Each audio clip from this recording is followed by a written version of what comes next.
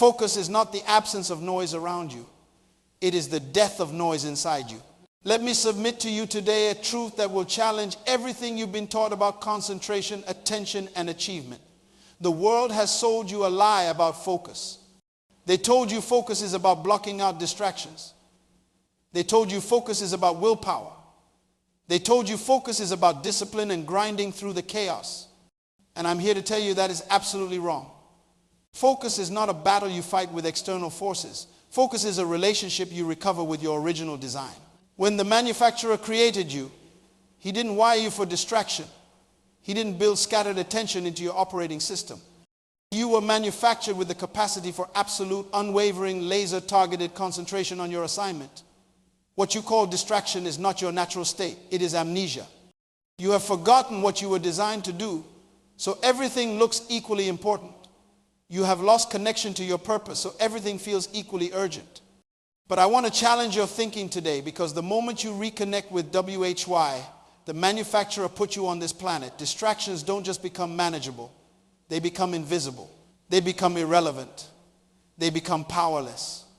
You see, the reason most people struggle with focus is not because they lack discipline. It's because they lack clarity. And the reason they lack clarity is because they've been asking the wrong questions. They've been asking, how do I stay focused, when they should be asking, what was I focused on before the world told me what to focus on? Never ask the product what it's for. Ask the manufacturer. A car doesn't decide its purpose. The designer does. And when a car breaks down, you don't ask the car what's wrong. You check the manual. You go back to original specifications. You return to manufacturer intent. That's what we need to do with your attention, your energy, your concentration. We need to stop trying to fix a focus problem and start recovering your focus. DECGN.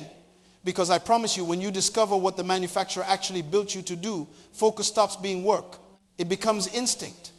The problem is religion taught you to be humble, and you confused humility with mediocrity. Culture taught you to be realistic, and you confused realism with limitation. Society taught you to be practical, and you confused practical with purposeless. So now you're sitting here wondering why you can't concentrate, why your mind wanders, why you start projects and don't finish them, why you feel scattered and fragmented and pulled in 17 directions. And I'm telling you, it's not a focus problem. It's an identity problem. You don't know who you are, so you don't know what to ignore. You don't know what you were made for, so everything seems equally valuable. You don't know your assignment, so you're trying to complete everyone else's. Let me expose some lies you've been believing. First lie, I'm just trying to survive. No, you were not designed to survive. You were designed to thrive. Survival is what happens when you forget your purpose. Survival is what happens when you disconnect from the manufacturer's intent. The manufacturer never creates anything just to survive. A seed doesn't survive, it multiplies. An eagle doesn't survive, it dominates. You were not put on this planet to barely make it through. You were deposited here to solve a specific problem that only your unique design can address. And when you're operating in that purpose, survival isn't even a category you think about. You're too busy fulfilling your assignment. Second lie, I need to find myself. Wrong. You don't need to find yourself. You need to remember yourself. You're not lost. You're buried. You're not searching for who you are. You're covered in layers of who people told you to be. Every expectation someone placed on you, every role society assigned to you, every limitation religion put on you, every fear culture conditioned into you, that's not you, that's dust. And underneath that dust is your original design, the manufacturer's specifications, the purpose. He coded into your DNA before you took your first breath. You don't need to find that. You need to uncover it. You need to dig through the rubble of other people's opinions and recover the blueprint heaven drew before earth knew your name. Third lie, my circumstances define me. Absolutely not. Your circumstances are the classroom, not the curriculum. Your environment doesn't define you. Your design defines you. And here's what's really happening. Your environment is actually waiting for you to change IT. See, the manufacturer doesn't drop you into circumstances by accident. He strategically places you in specific situations because your assignment is designed to transform those situations. You think you're stuck in your circumstances? No. Your circumstances are stuck waiting for you to activate your purpose. The moment you remember what you were made for, your environment doesn't limit you anymore. It becomes the raw material for your destiny. Fourth lie, I'm waiting for my opportunity. Listen to me carefully. You are not waiting for an opportunity. You are the opportunity. The world doesn't need another opening. It needs you opening. Stop scanning the horizon looking for your chance and start realizing you are someone else's answer. There is a problem on this planet that will remain unsolved until you wake up and solve it. There is a need in the earth that will stay empty until you fill it. You're not waiting for a door to open. You're the door. And on the other side of your activation is someone's breakthrough. Fifth lie, success is about money or fame. Wrong again. Success is fulfilling your assignment. You can be wealthy and famous and be a complete failure in the eyes of the manufacturer because he doesn't measure you by your bank account. He measures you by your obedience to original design. Your job is what you're paid for. Your purpose is what you're made for.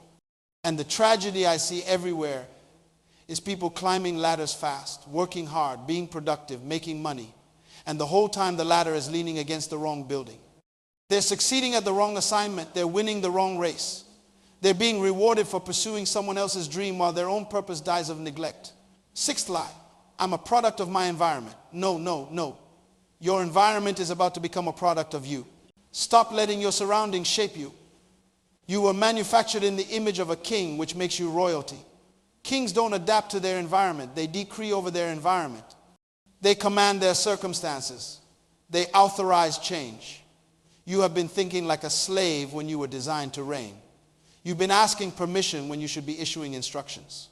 You've been reacting to life when you were built to create life.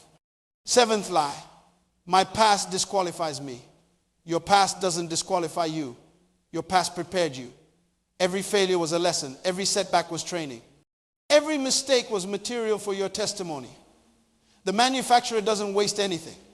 He takes what the enemy meant for evil and converts it into curriculum for your purpose. You think your history makes you unqualified. I'm telling you, your history makes you uniquely qualified because the problem you're assigned to solve requires someone who has been through exactly what you've been through. Your scars are not evidence of your weakness. They're proof of your survival, and someone needs to see those scars and know they can survive too. Eighth lie, I'm not qualified. The manufacturer doesn't make mistakes. If he deposited a dream in you, he also deposited the capacity to complete it. You're not unqualified. You're untrained. And there's a difference. Qualification comes from heaven. Training comes from earth. Heaven already said you're qualified the moment it gave you the assignment. Now you just need to get the training. But don't you dare let lack of training become an excuse for disobedience to purpose. Moses wasn't a professional speaker. David wasn't a trained warrior. Esther wasn't a qualified queen. But they were all assigned. An assignment doesn't wait for qualification. It creates it. Now let me teach you some kingdom principles that will completely rewire how you think about focus and purpose. First, understand the manufacturer principle. You are not an accident. You are not random. You are not a cosmic coincidence. You are a deliberately designed solution to a specific problem, and the manufacturer never creates without purpose. Everything he makes has a reason, a function, assignment. A tree is designed to produce oxygen, provide shade, bear fruit, and reproduce through seeds. It doesn't wake up wondering what its purpose is. It just does what it was designed to do. But you're walking around asking, what am I supposed to do with my life? When the answer was programmed into you before you were born, you don't need to discover your purpose. You need to remember it. You don't need to create your assignment. You need to uncover it. Second principle, the potential principle.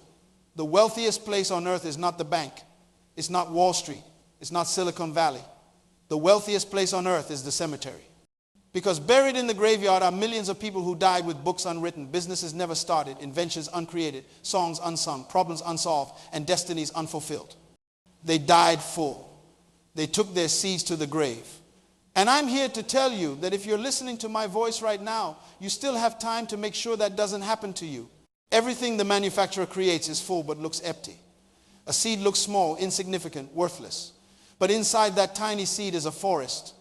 An oak tree doesn't look like a tree when it's an acorn, but the tree is iron there. It's just waiting for the right conditions to manifest. You are the same way. You don't look like what you carry. People look at you and see your current condition, But the manufacturer looks at you and sees your design. He sees the book inside you. He sees the business inside you. He sees the solution inside you. He sees the legacy inside you. And his question is, will you die with all that's still buried, or will you give birth to it? Third principle, purpose over profession. I need you to understand this clearly. Your job is what you're paid for. Your purpose is what you're made for. Don't confuse the two. You can have a successful career and still be a complete failure at your life assignment.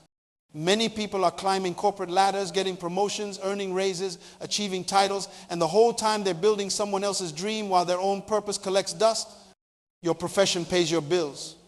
Your purpose fulfills your design. And yes, sometimes they align. Sometimes what you're made for is what you get paid for. But often they don't. Often you work a job to finance your purpose. You work a career to fund your assignment, and that's fine. Just don't let the career consume so much of you that the assignment dies of starvation. Fourth principle, kingdom citizenship.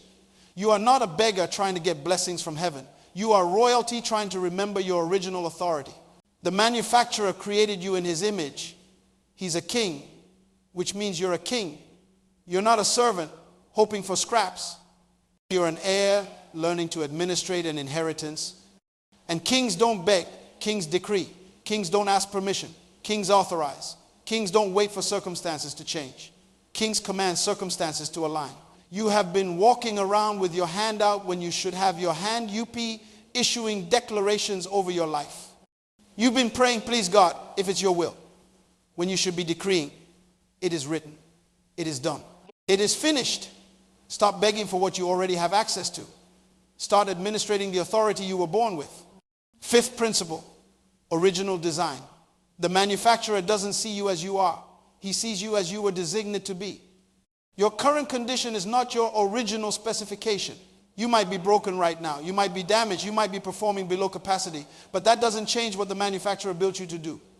When a car is in the shop, the mechanic doesn't judge the car by its current performance. He judges it by the manual, by original specs, by manufacturer design. And he works to restore the car back to how it was meant to run. That's what needs to happen with you. You're not a mistake trying to fix yourself. You're a masterpiece covered in dust. You're not defective. You're just disconnected from purpose.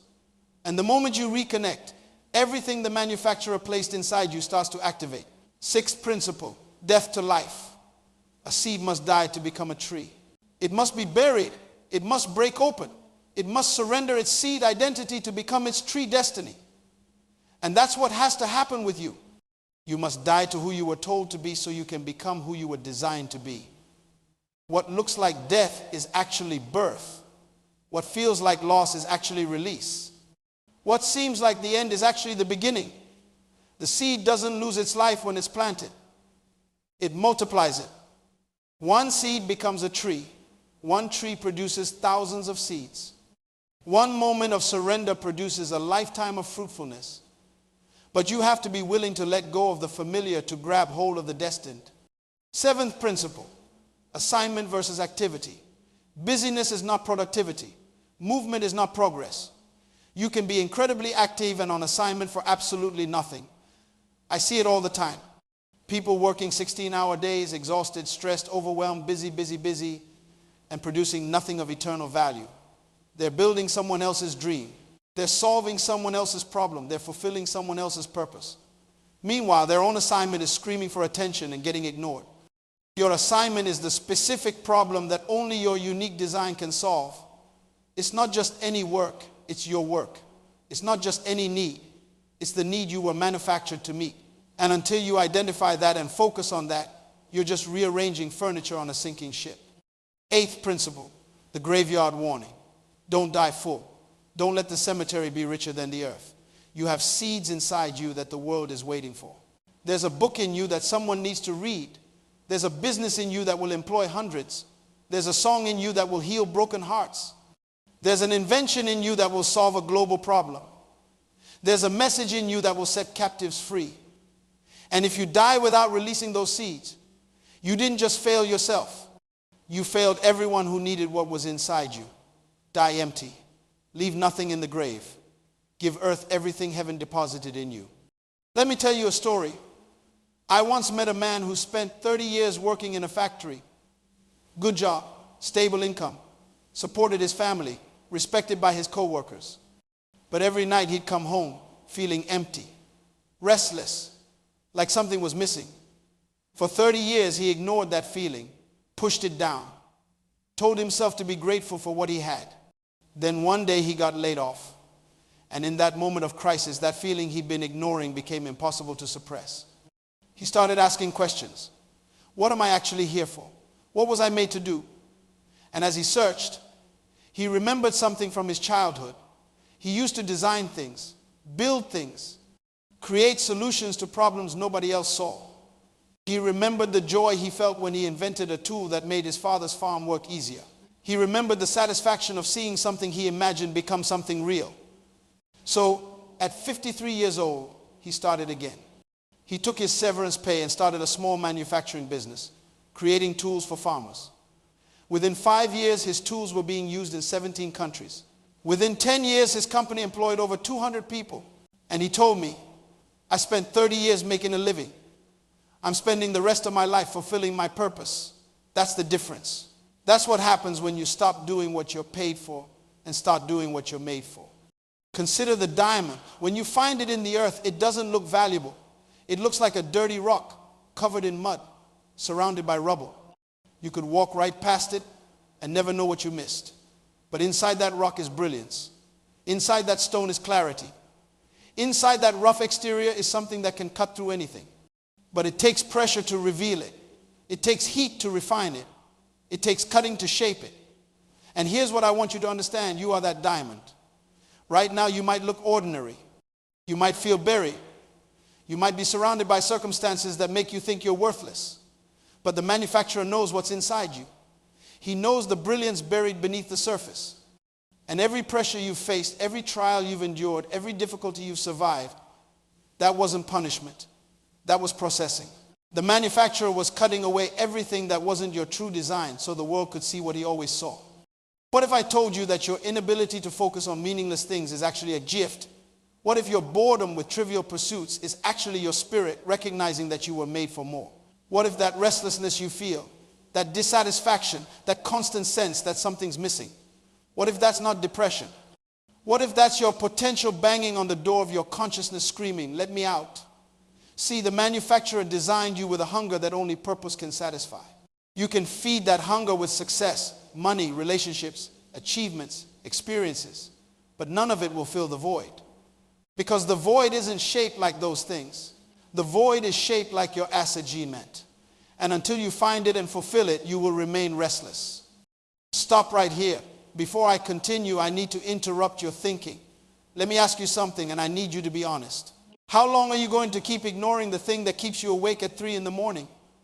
How long are you going to keep pushing down that idea, that dream, that vision that won't leave you alone? How long are you going to keep busy with everything except the one thing you were actually born to do? You know what I'm talking about. That thing you tell yourself you'll get to someday. That thing you've convinced yourself isn't practical, isn't realistic, isn't possible. That thing that makes you come alive when you think about it but scares you to death when you consider actually pursuing it. That's not a hobby. That's not a fantasy. That's your assignment. That's the manufacturer trying to get your attention. That's purpose knocking. And if something is stirring in you right now, if you feel that uncomfortable recognition, that's not anxiety. That's activation. Your spirit is resonating with truth. And the wealthiest place on earth is the graveyard. If you're still listening to me, it's because you refuse to be buried there with your music still inside you. So what do you do now? How do you move from where you are to where you were designed to be? Let me give you clear stages. Stage 1, wake up. You cannot change what you tolerate. You cannot fix what you deny. The first step is radical honesty. Where you are is not where you belong. What you're doing is not what you were made for. How you're living is not how the manufacturer designed you to live. Wake up to that reality. Stop defending your limitations. Stop justifying your mediocrity. Stop explaining away your unfulfilled potential. Just admit it. I am not operating at design capacity.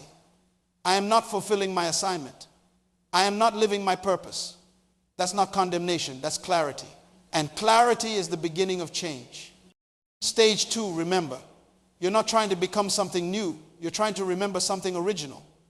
Before the world told you who to be, the manufacturer already determined who you are.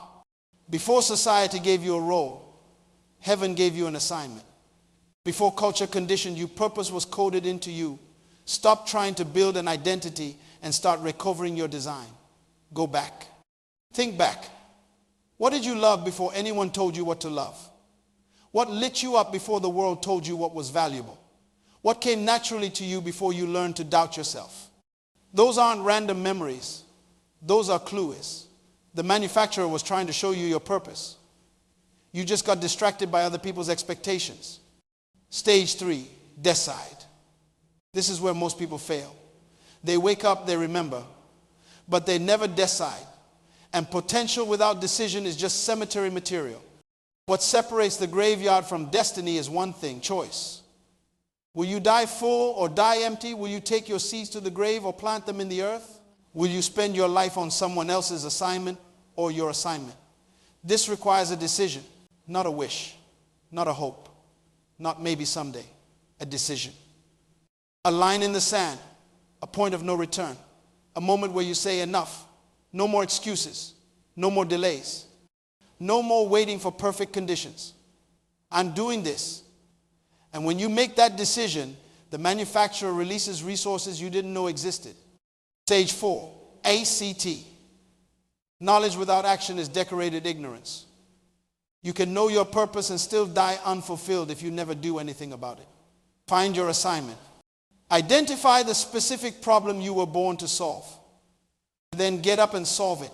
Start writing the book, launch the business, create the program, build the solution, mentor the young people, feed the hungry, heal the broken.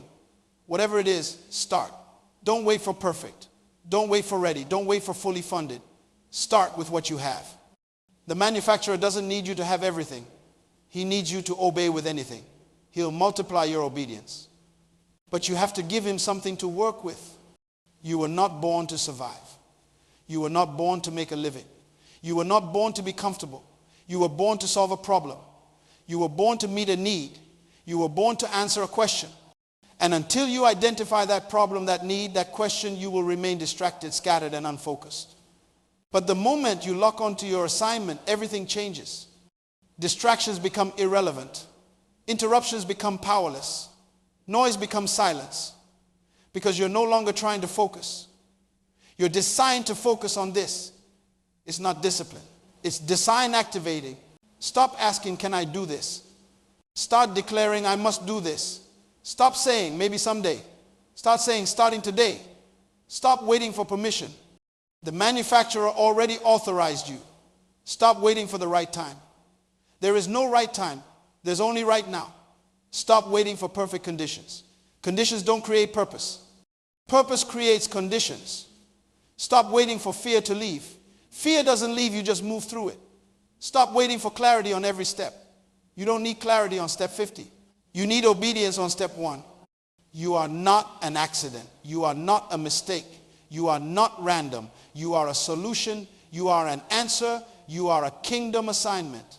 And the earth is groaning, waiting for you to wake up and be who you were manufactured to be. Listen to me. I'm not speaking to who you are. I'm speaking to who you're becoming. I see it. Heaven sees it.